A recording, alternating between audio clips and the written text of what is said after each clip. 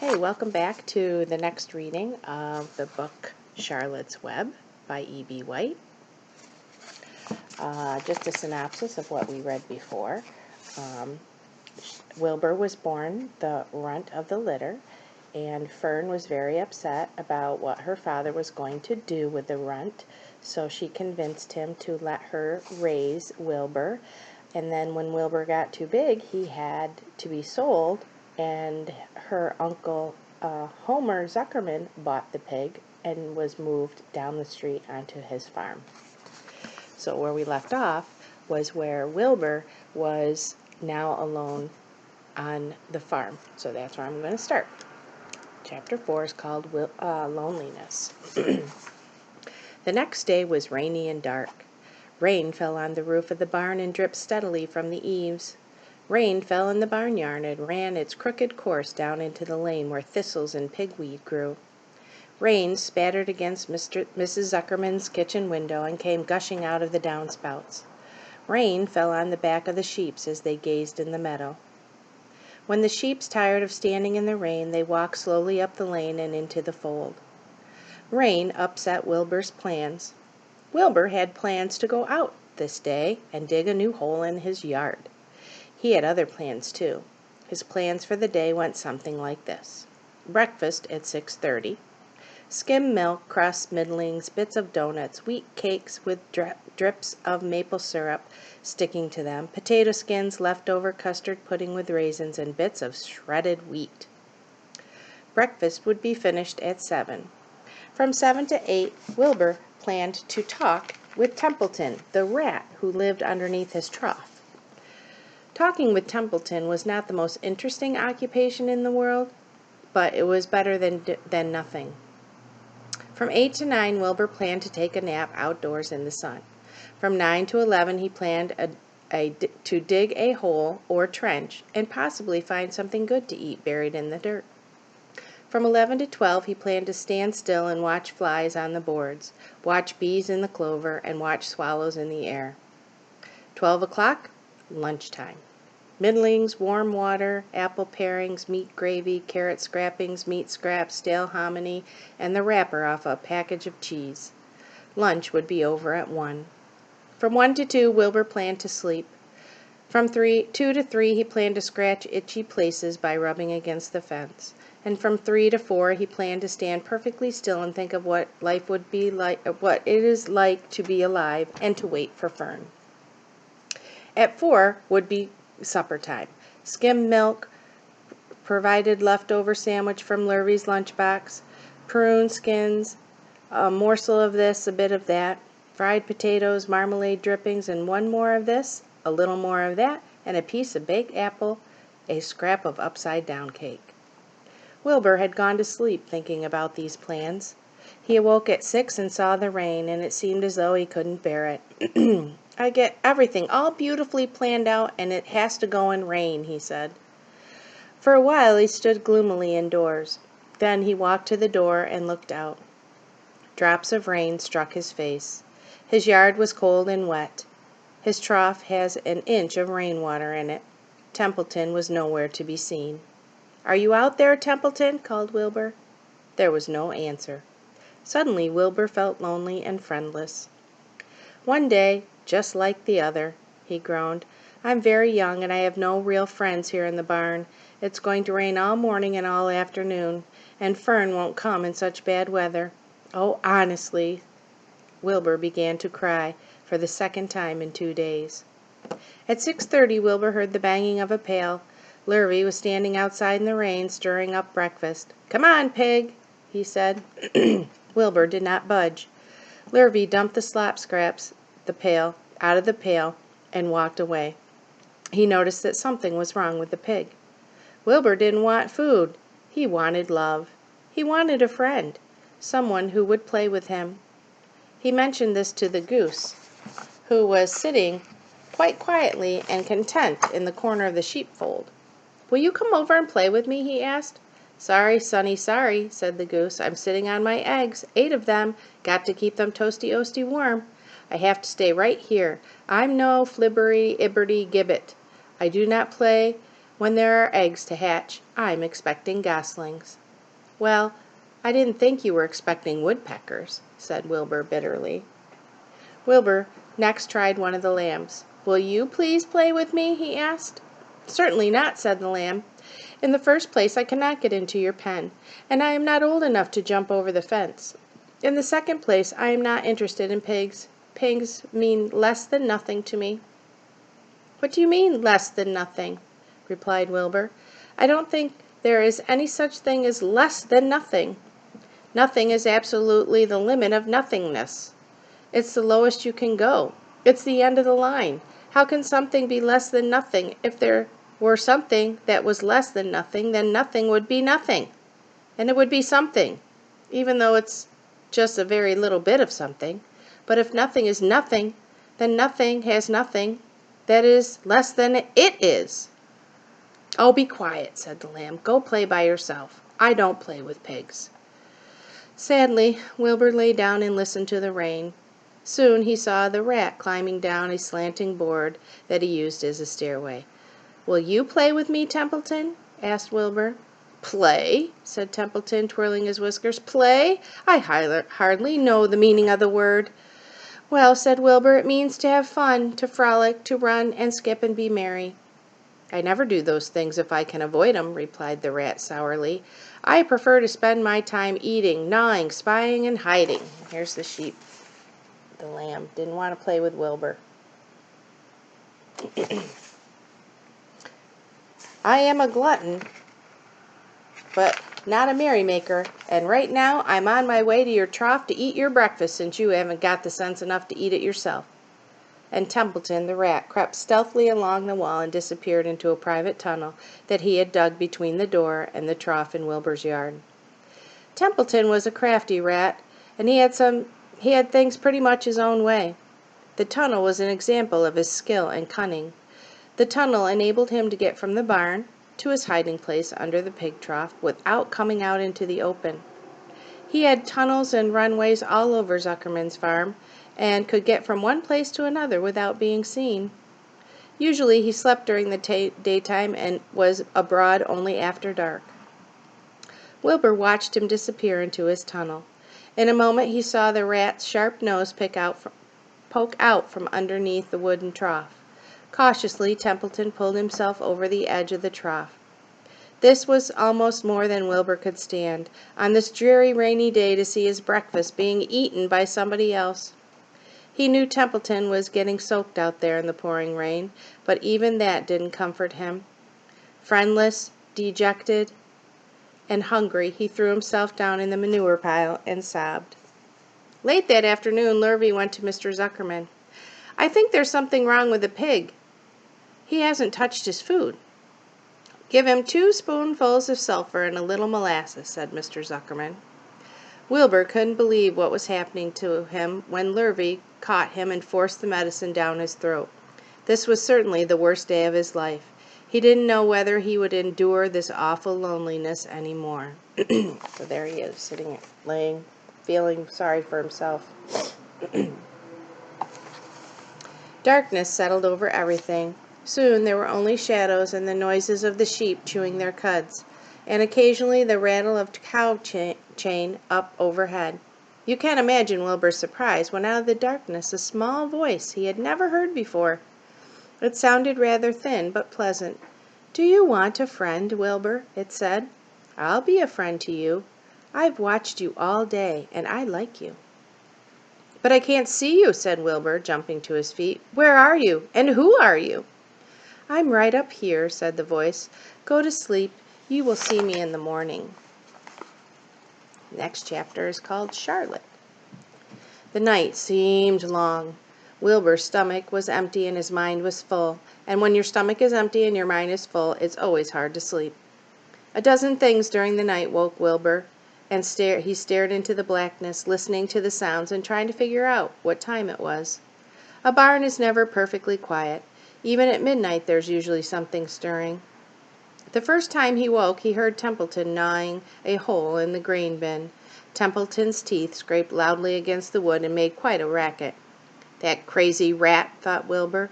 Why does he have to stay up all night, grinding his clashers and destroying people's property? Why can't he just go to sleep like any other decent animal?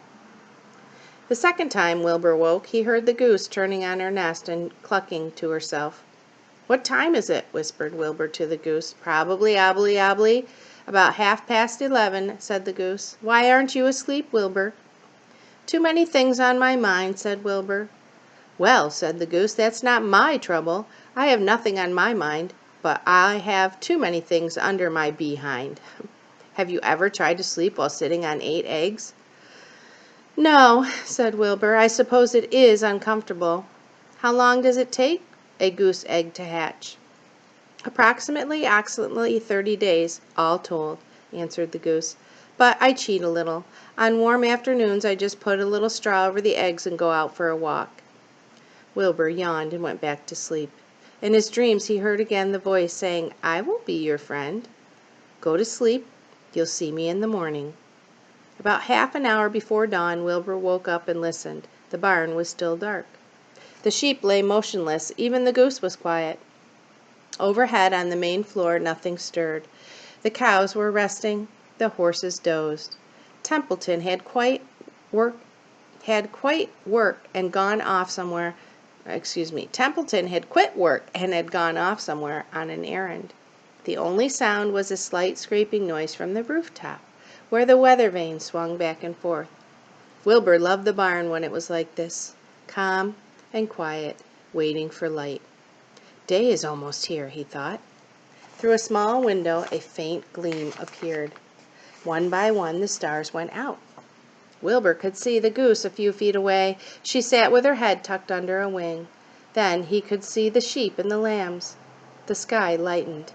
"Oh, a beautiful day it is here at last. Today I shall find my friend." Wilbur looked everywhere. He searched his pen thoroughly.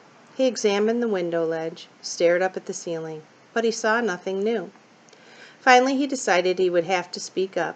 He hated to break the lovely silence of the dawn by using his voice, but he couldn't think of any other way to locate the mysterious new friend who was nowhere to be seen. Wilbur cleared his throat. "Attention, please," he said in a loud, firm voice. "Will the party who addressed me at bedtime last night kindly make himself or herself known by giving an appropriate sign or signal?" Wilbur paused and listened. All the other animals lifted their heads and stared at him. Wilbur blushed, but he was determined to get in touch with this unknown friend. "Attention, please," he said. "I will repeat the message. Will the party who addressed me at bedtime last night kindly speak up? Please tell me where you are, if you are my friend." The sheep looked at each other in disgust. "Stop your nonsense, Wilbur," said the oldest sheep. "If you have a new friend here, you've probably disturbing its rest. And the quickest way to spoil a friendship is to wake somebody up in the morning before it is ready. How can you be sure your friend is an early riser?" "I beg everyone's pardon," whispered Wilbur. "I didn't mean to be objectionable." He laid down meekly in the manure, facing the door. He did not know it, but the friend was very near. And the old sheep was right. The friend was still asleep. Soon Lurvy appeared with slop for breakfast. Wilbur rushed out, ate everything in a hurry, and licked the trough. The sheep moved off down the lane, and Gander waddled along behind them, pulling grass. And then, just as Wilbur was settling down for his morning nap, he heard again the thin voice that addressed him from the night before. "Salutations," said the voice. Wilbur jumped to his feet. "What?" he cried. "Salutations," repeated the voice. "What are they? And where are you?" screamed Wilbur. "Please, please tell me where you are, and what salutations?" "Salutations are greetings," said the voice. "When I say salutations, it's just my fancy way of saying hello or good morning. Actually, it's a silly expression, and I'm surprised that I use it at all. As for my whereabouts, that's easy. Look up here in the corner of the doorway. Here I am, look, I'm waving." At last Wilbur saw the creature that had spoken to him in such a kind way. Stretched across the upper part of the doorway was a spider web, and hanging from the top of the web, head down, was a large gray spider. She was about the size of a gumdrop. She had 8 legs, and she was waving them at Wilbur in a friendly greeting. "See me now?" she asked. "Oh, yes. Yes, indeed," said Wilbur. "How are you? Good morning. Salutations. Very pleased to meet you. What is your name, please? May I have your name?" "My name," said the spider, "is Charlotte." "Charlotte what?" asked Wilbur eagerly. "Charlotte A. Cavactia. But you can just call me Charlotte." "I think you're beautiful," said Wilbur. "Well, I am pretty," said Charlotte. "There's no denying it. Almost all spiders are rather nice looking. I'm not as flashy as some, but I'll do. I wish I could see you, Wilbur, as clearly as you see me." "Why can't you?" asked the pig. "I'm right here." "Yes, but I'm nearsighted," said Charlotte. "I've always been dreadfully nearsighted. It's good in some ways, but not good in others. Watch me wrap up this fly." A fly that had been crawling along Wilbur's trough had flown up and blundered into the lower part of Charlotte's web, and was tangling in the sticky threads. The fly was beating its wings furiously, trying to break loose and free itself. "First," said Charlotte, "I dive at him." She sprung head first towards the fly, as she dropped a tiny silken thread from her rear end. "Next, I wrap him up." She grabbed the fly, threw a few jets of silk around it, and rolled it over and over, wrapping it so it couldn't move. Wilbur watched in horror. He could hardly believe what he was seeing, and although he detested flies, he was sorry for this one. "There," said Charlotte. "Now I knock him out so he'll be more comfortable." She bit the fly. "He can't feel a thing now," she remarked. "He'll make perfect breakfast for me." "You mean you eat flies?" gasped Wilbur. "Certainly, flies, bugs, grasshoppers, choice beetles, moths, butterflies, tasty cockroaches, gnats, midgets, daddy-long-legs, centipedes, mosquitoes, crickets, anything that is careless enough to get caught in my web. I have to live, don't I?" "Why, yes, of course," said Wilbur. "Do they taste good?" "Delicious. Of course I don't really eat them. I drink them. Drink their blood, I mean." "I love blood," said Charlotte, and her pleasant thin voice grew thinner and more pleasant. "Don't say that," groaned Wilbur. "Please don't say things like that." "Why not? It's true. I have to say what is true. I am not entirely happy about my diet of flies and bugs, but it's the way I was made. A spider has to pick up a living somehow or another, and I happen to be a trapper. I just naturally build a web and trap flies and other insects. My mother was a trapper before me, and her mother was a trapper before her. All of our family have been trappers. Way back for thousands and thousands of years, we spiders have been laying for flies and bugs." "It's a miserable inheritance," said Wilbur gloomily. He was sad because his new friend was so bloodthirsty. "Yes, it is," said Charlotte, "but I can't help it. I don't know how the first spider in the early days of the world happened to think up this fancy idea of spinning a web, but she did, and it was clever of her too. And since then all of us spiders have had to work the same trick. It's not a bad pitch, really, on the whole." "It's cruel," said Wilbur, who did not intend to be arguing out of his position. "Well, you can't talk," said Charlotte. "You have your meals brought to you in a pail. Nobody feeds me. I have my own living. I live by my wits. I have to be sharp and clever lest I go hungry. I have to think things out, catch what I can, take what comes.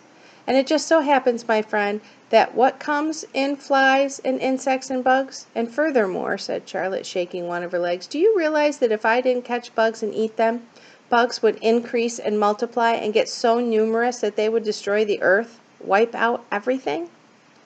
"Really?" said Wilbur. I wouldn't want that to happen. Perhaps your web is a good thing after all." The goose had been listening to the conversation and chuckling to herself. "There are a lot of things Wilbur doesn't know about life," she thought. "He's really a very innocent pig. He doesn't even know what's going to happen to him around Christmas time. He has no idea that Mr. Zuckerman and Lurvy are plotting to kill him." And the goose raised herself a bit and poked her eggs a little further under her so that they would receive the full heat from her warm body and soft feathers. Charlotte stood quietly over the fly, preparing to eat it. Wilbur lay down and closed his eyes. He was tired from his wakeful night and from the excitement of meeting someone for the first time. A breeze brought him the smell of clover, a sweet-smelling world beyond his fence. Well, he thought, I've got a new friend, all right, but what a gamble friendship it is. Charlotte is fierce, brutal, scheming, bloodthirsty. Everything I don't like. How can I learn to like her even though she is pretty and, of course, clever? Wilbur was merely suffering the doubts and fears that often go along with finding a new friend.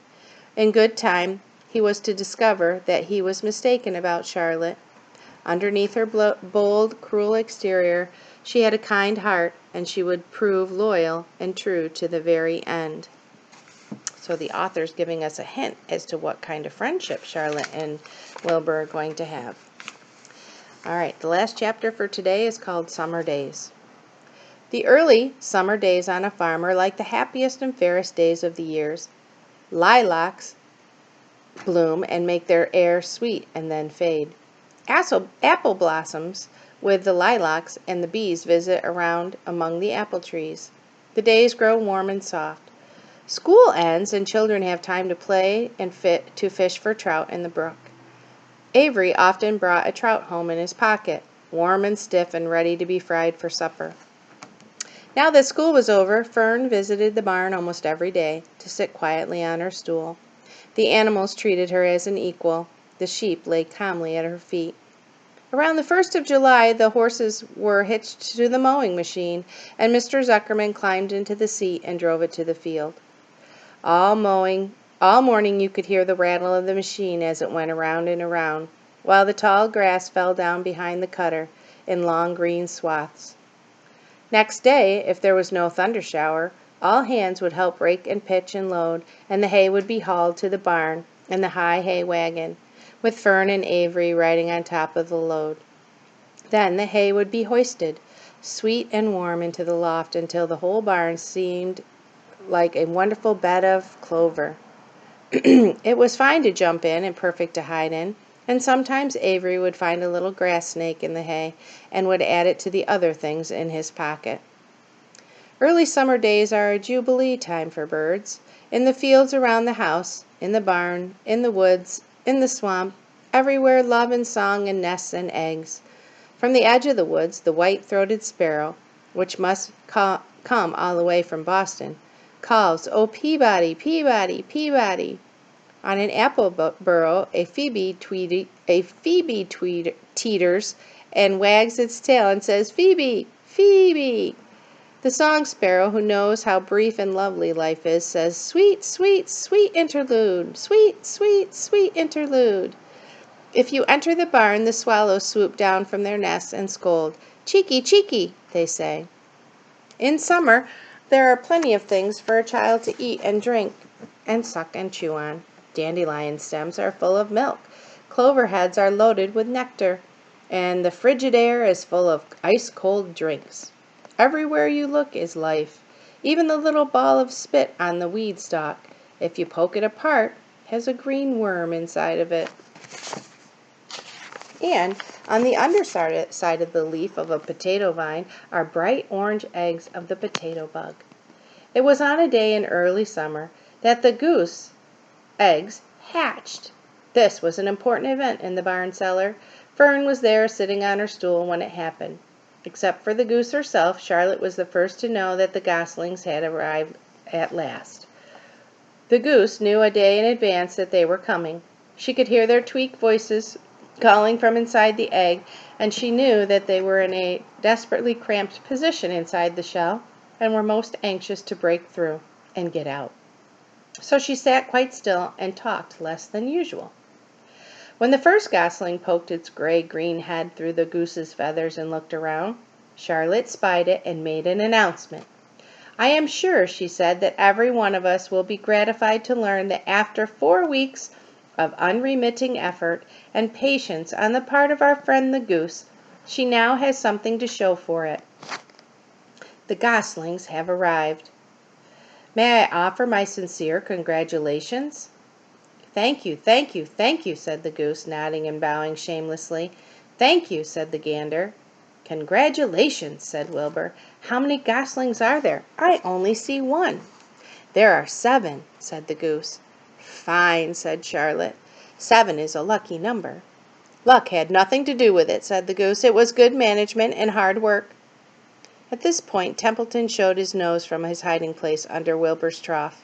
He glanced at Fern, then crept cautiously towards the goose, keeping close to the wall. Everyone watched him, for he was not well liked and not trusted. "Look," he began in his sharp voice, "you say you have 7 goslings? There were 8 eggs. What happened to the other eggs?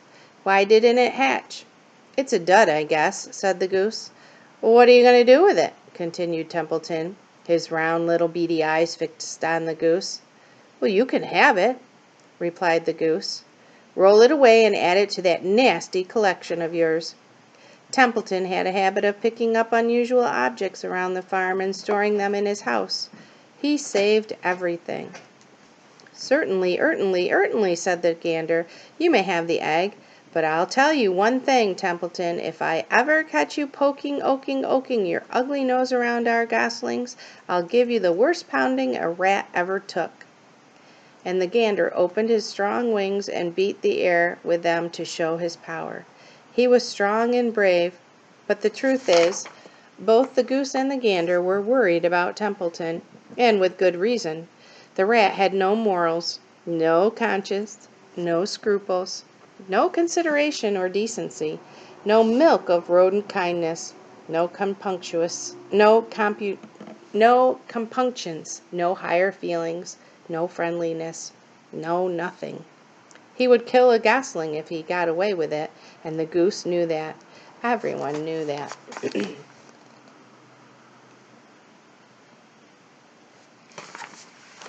With her broad bill, the goose pushed the unhatched egg out of the nest, and the entire company watched in disgust while the rat rolled it away.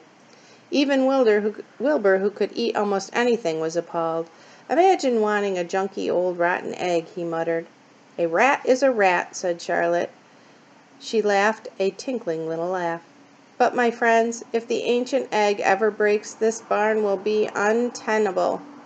"What does that mean?" asked Wilbur. "It means nobody will be able to live here on account of the smell. A rotten egg is a regular stink bomb." "Oh, I won't break it," snarled Templeton. "I know what I'm doing. I handle stuff like this all the time." He disappeared into the tunnel, pushing the goose egg out in front of him. He pushed and nudged till he succeeded in rolling it into his lair underneath the trough.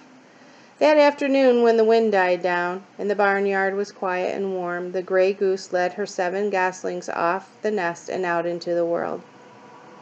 Mr. Zuckerman spied them when he came with Wilbur's supper. "Well, hello there," he said, smiling all over. "Let's see. 1, 2, 3, 4, 5, 6, 7. 7 baby geese. Now, isn't that lovely?" And that is the end of the chapter. So make sure you tune in next time and we'll read 3 more.